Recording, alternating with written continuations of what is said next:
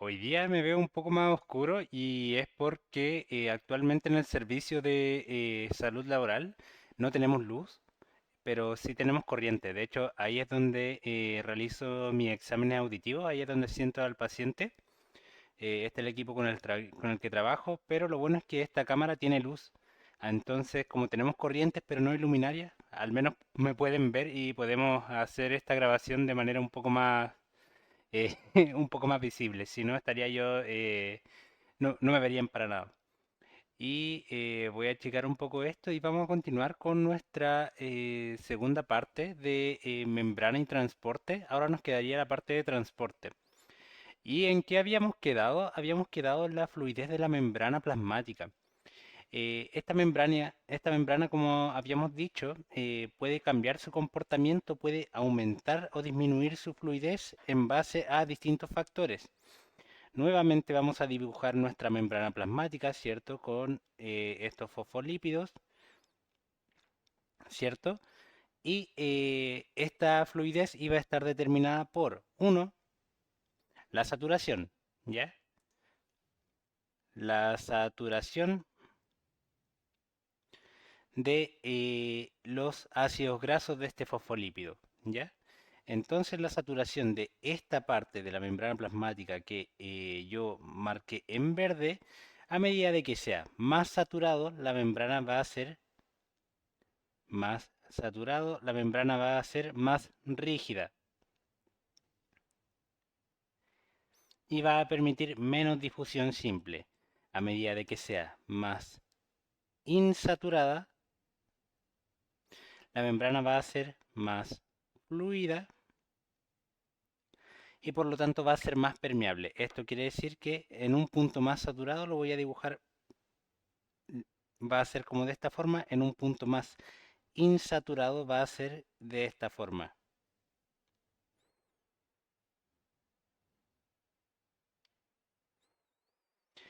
Las cabezas de los fosfolípidos van a estar más alejadas entre sí, por lo tanto la membrana va a tener una mayor abertura para poder permitir que ciertas moléculas pasen por difusión simple.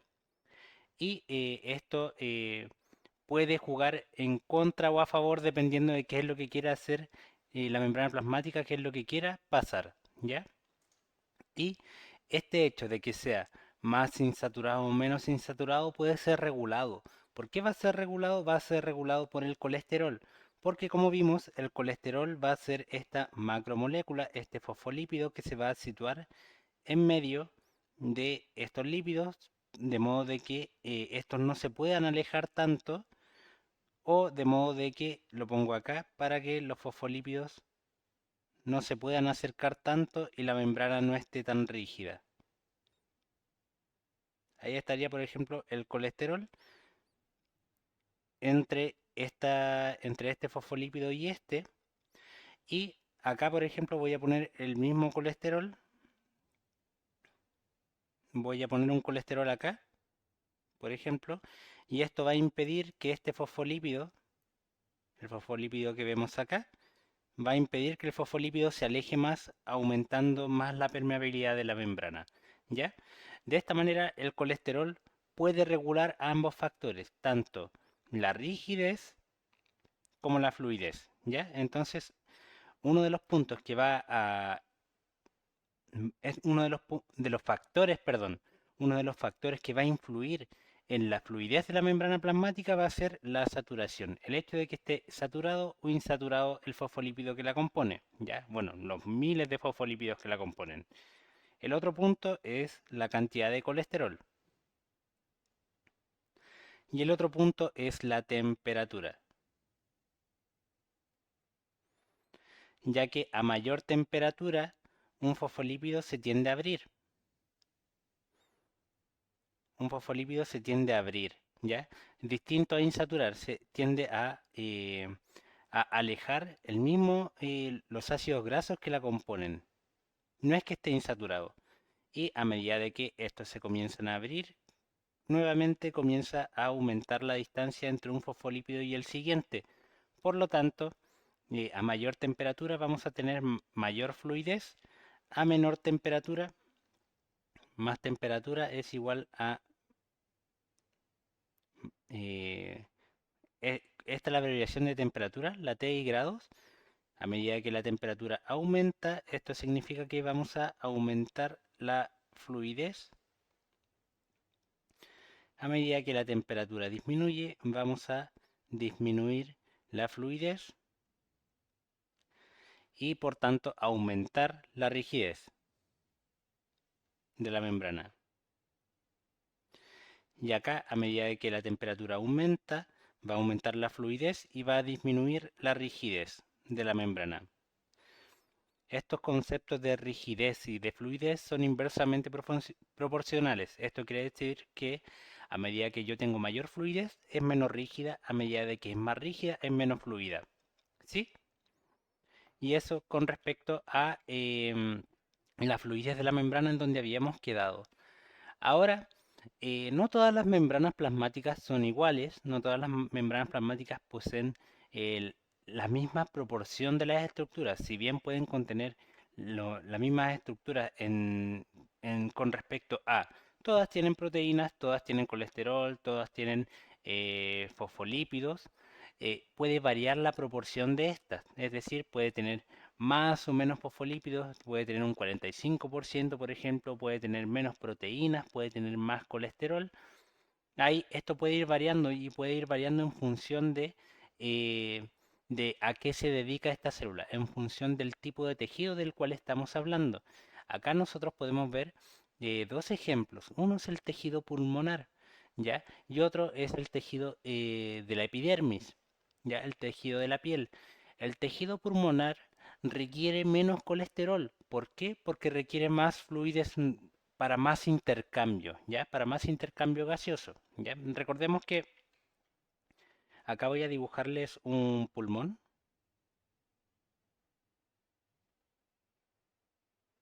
¿ya? Estos son los pulmones.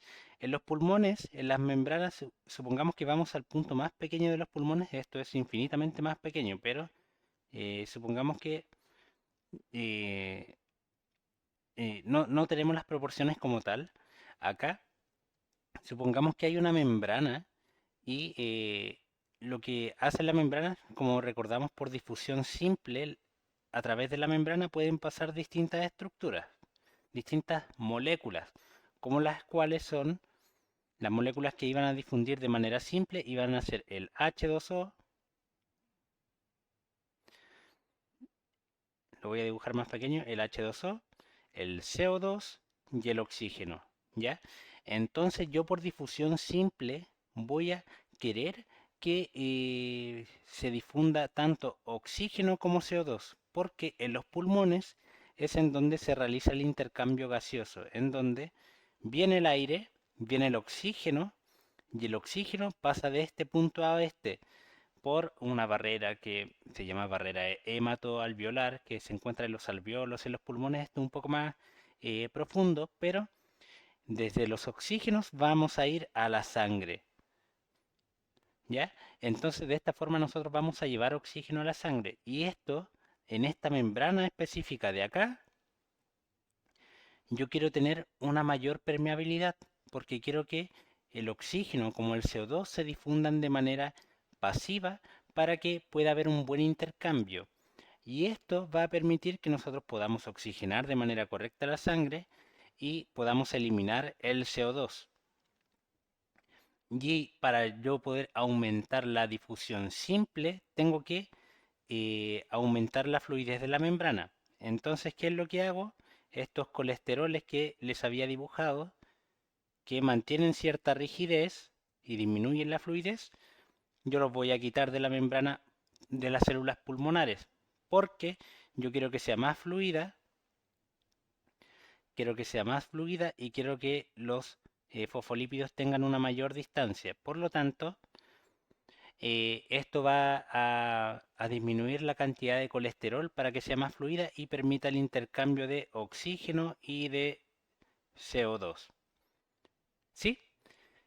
Eh, Además, en comparación, estas células o membranas de las células respiratorias van a tener menor cantidad de colesterol que las células de la piel. ¿ya? Para que las células de la piel estén más rígidas, estén más tensas, tengan una estructura un poco más estable.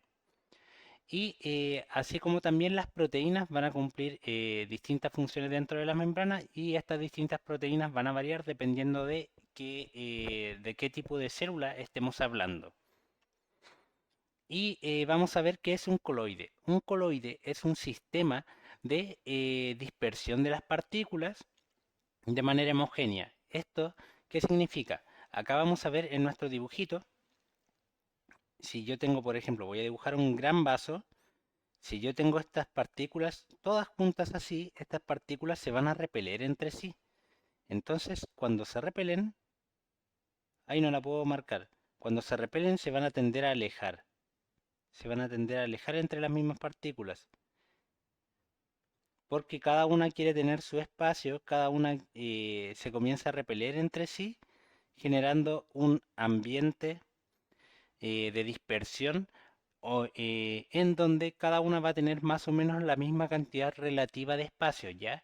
Este es un coloide en donde en este sistema generamos una dispersión de las partículas para que cada una ocupe más o menos la misma cantidad de espacio y estén, por lo tanto, menos concentradas. Acá nosotros podemos ver si, por ejemplo, el sistema coloidal no funcionara. Acá, en este punto, estaríamos más concentrados y en esta área estaríamos menos concentrados.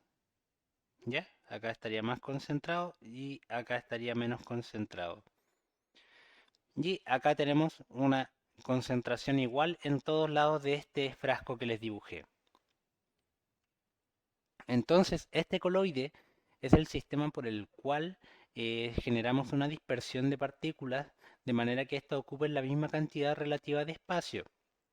De esta forma, nosotros podemos ver, en este momento no se fijen en las letras, sino que fíjense en este dibujo en donde tenemos una gran cantidad de partículas y estas partículas se tienden a dispersar de manera homogénea, desde un punto en donde está más concentrado a donde está menos concentrado. Y esto a través de la membrana plasmática. Esto difunde, ¿ya? Entonces, eh, nosotros vamos a ver que tenemos tipos de movimientos de un punto más concentrado o menos concentrado o viceversa a través de la membrana plasmática a los cuales les vamos a llamar transporte. Dentro de los transportes tenemos dos grandes tipos. Tenemos transporte y tenemos el transporte de tipo pasivo y el activo. Ya vamos a ir rellenando este cuadro a medida de que avancemos en esta presentación. Entonces, dentro del transporte pasivo, sabemos que las células se mueven a favor de un gradiente de concentración, ya como vemos acá en el segundo punto. Se mueven sin utilizar energía y es la tendencia natural a igualar las diferencias de concentración. Y entonces, este transporte de tipo pasivo es lo que ustedes considerarían lógico para que esto tienda a dispersarse de manera que cada una de estas partículas tenga el mismo espacio, ¿ya? Ocupen más o menos el mismo espacio dentro de todo el área que puedan, ¿ya? Y esto obviamente ocurre a través del tiempo. El transporte también puede ser de tipo activo y este transporte activo va en contra, es todo lo contrario a lo que habíamos mencionado en el transporte pasivo. El transporte activo se mueve en contra del gradiente de concentración, ¿ya? Y además este requiere energía y va en contra del gradiente natural del equilibrio. Entonces, en nuestro dibujo si nosotros quisiéramos hacer una homologación con este tipo de transporte activo, es como si yo tuviera moléculas por acá y yo estas moléculas las llevara hacia donde están más concentradas, en contra de su tendencia a liberarse, ¿ya? Y esto evidentemente requiere energía. Entonces, tenemos difusión facilitada y esta difusión facilitada puede transportar más de una sustancia o más de un tipo de molécula, ¿ya? Entonces, este tipo de difusión facilitada puede ser de tipo uniporte, en donde se va a transportar solamente una molécula.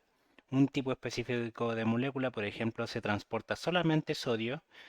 El otro tipo que puede ser un tipo sin porte, en donde vamos a transportar dos tipos de moléculas, por ejemplo, sodio y potasio, dos en la misma dirección.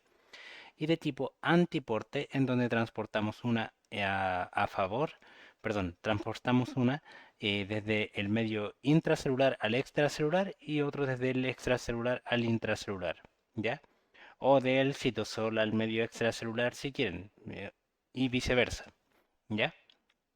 Estos son tipos de difusiones facilitadas. Esto sigue siendo una difusión facilitada, un tipo de transporte pasivo.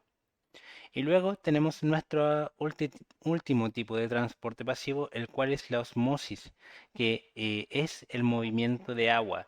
Acá nosotros vamos a ver que el agua va a estar en constante movimiento y además el agua, como va a estar en constante movimiento, va a poder equilibrar las sustancias que estén más concentradas y menos concentradas.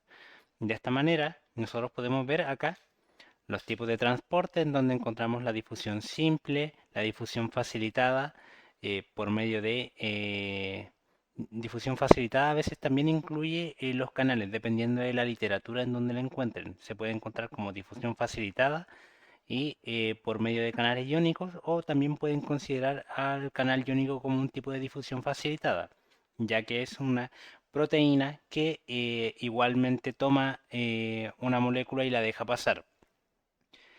Entonces tenemos la difusión simple, osmosis y difusión facilitada y o por canales iónicos. Entonces vamos a este último punto, que es la osmosis. Acá en este mismo ejemplo vimos que las partículas iban desde un punto de menor concentración, perdón, de mayor concentración a menor concentración, ¿ya? Esto ocurre cuando estas partículas pueden atravesar la membrana, es decir, que requieren ser de un perdón, de tipo apolar y tener un bajo peso molecular. Pero ¿qué ocurre cuando son tan grandes que no logran atravesar la membrana? Y tenemos estas partículas en un medio acuoso. Que va a ocurrir es que, como ellas no pueden pasar, el agua va a pasar. Recordemos que el agua puede permear, puede pasar a través de de la membrana plasmática. Entonces, vemos que en este punto a la derecha está menos concentrado, en el punto de la izquierda está más concentrado. Entonces el agua va a ir desde el punto de menor concentración hacia el punto de mayor concentración. ¿Ya? Esto es importante, ya que el agua va a tender a distribuir de manera homogénea, o distribuir de manera coloidal más bien, para que todas las partículas tengan más o menos el mismo área que utilizan. Ahora sí, perdonen la interrupción. Como les mencionaba, el agua va a ir desde un punto de... Oh, perdón, se me fue donde estábamos. Acá estábamos. Entonces el agua va a ir desde un punto en donde está menos concentrado hacia donde está más concentrado. Y de hecho esto en algunos puntos va a desafiar incluso las leyes de la gravedad, ya que el agua va a, eh, va a mantenerse en distintos niveles, aún pudiendo pasar. De esta manera podemos ver en este punto cómo el nivel de la izquierda de agua comienza a aumentar, mientras que el nivel de agua que se encuentra a la derecha de la membrana tiende a disminuir. Y esto para que estas partículas, estas moléculas tengan una distribución coloidal, tengan un equilibrio, tengan la misma cantidad de área que abarcan y el soluto se encuentre más disuelto, ¿ya? O una menor concentración.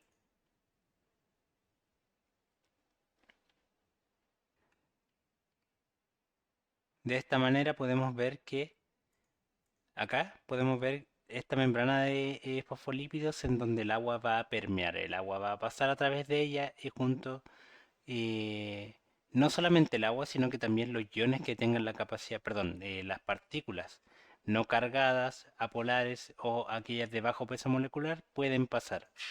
Acá muy levemente se ven ciertas partículas que están pasando a través de la membrana lipídica. ¿Ya? Y esto por difusión simple, al igual que les mencioné, el agua, como es parte de la difusión, perdón, del transporte pasivo, no requiere de energía, porque lo que busca es mantener este equilibrio de distribución, este equilibrio de solvencia del soluto, que el soluto no esté más concentrado en un lado que en otro. Entonces el movimiento de agua a través de la membrana semipermeable se mueve hacia el medio de mayor concentración. Siempre se mueve desde el punto menos concentrado al más concentrado. Y además, si bien tenemos la capacidad de que el agua pase a través de la membrana, también tenemos canales, los cuales se llaman acuaporinas, por donde el agua puede pasar. Es un canal destinado específicamente para el agua, para que ésta pase de manera más rápida. Y esto nos va a llevar a la osmosis, nos va a llevar a la distinta distribución de agua dependiendo de dónde nos encontremos. Y para poder darles un ejemplo más claro de la osmosis en las células de tipo eucarionte, las células animales como en las vegetales, encontré este video en donde tenemos una célula. Esta célula es una célula animal, ya que carece de una pared celular, ya compuesta de celulosa que la está cubriendo. Esta célula está en un medio hipertónico. ¿Por qué yo sé que está en un medio hipertónico? Porque tenemos mucho soluto, tenemos muchas partículas y en el entorno, pero dentro de la célula tenemos pocas, ¿ya? Entonces, vamos a hacer nuevamente nuestro gráfico. Tenemos nuestros distintos tipos de medios para la osmosis. Tenemos un medio, el cual podemos llamar que es un medio de tipo hipertónico, en donde tenemos una célula, ¿cierto? Esta célula con su núcleo, y tenemos cierta cantidad de soluto. Y tenemos este medio acuoso que lo está rodeando, y lo voy a copiar para que ahorrar tiempo. Entonces, para dar comienzo a este ejemplo de osmosis, tenemos tres tipos de células. Perdón, tenemos la misma célula en tres tipos, tres medios, de los cuales el primero va a ser el medio hipertónico, el segundo va a ser el medio isotónico y el tercero va a ser el medio hipotónico.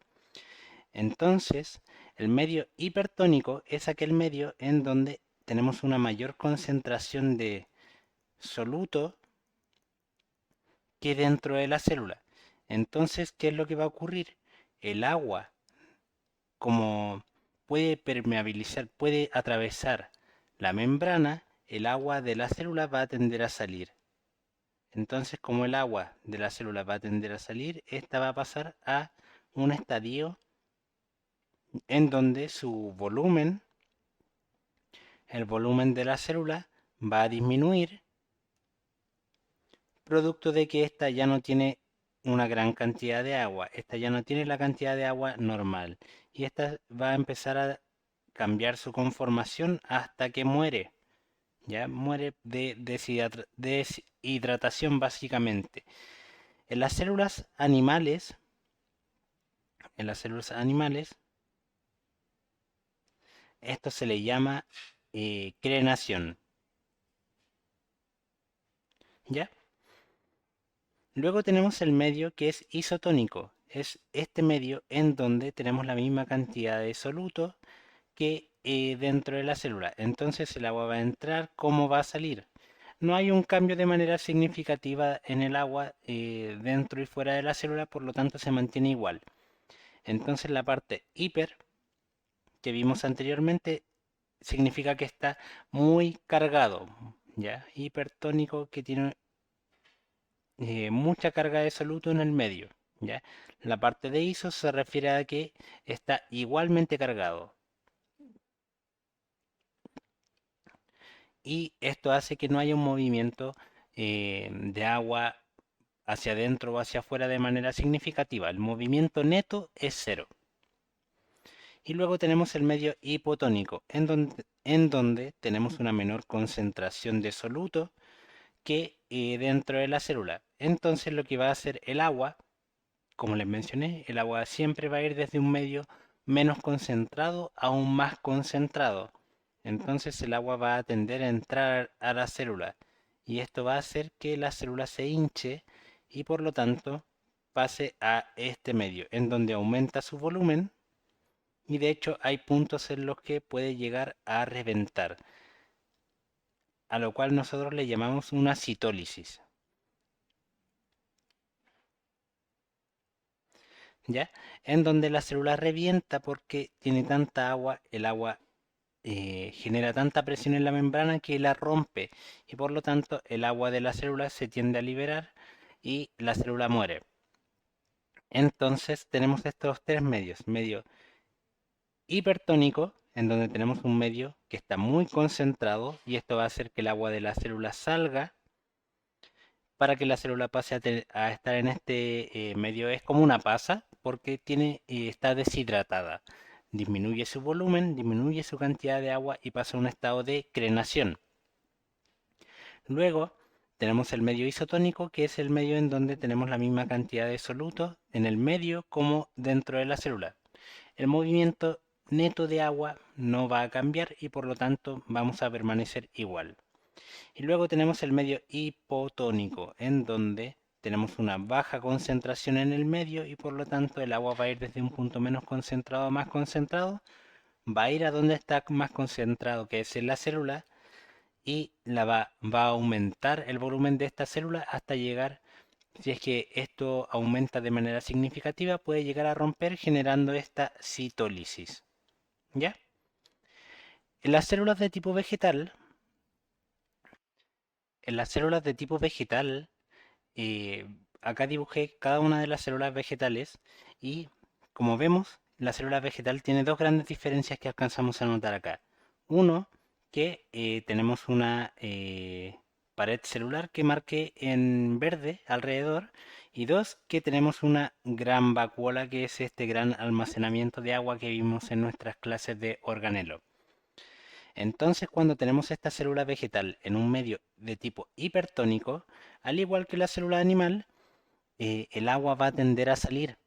Sin embargo, tenemos esta gran cantidad de agua que va a, eh, va a suplir en estos casos en donde el agua salga de la célula.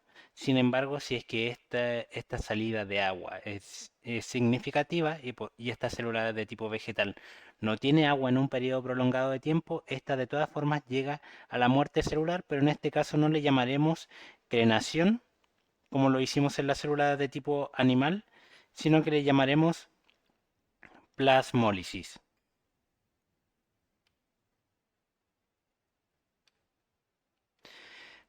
Al igual que cuando estábamos en un medio isotónico en la célula animal, en la vegetal no hay grandes movimientos de agua, el movimiento neto es cero y por lo tanto no hay, no hay una alteración en el volumen de agua de la célula de tipo vegetal.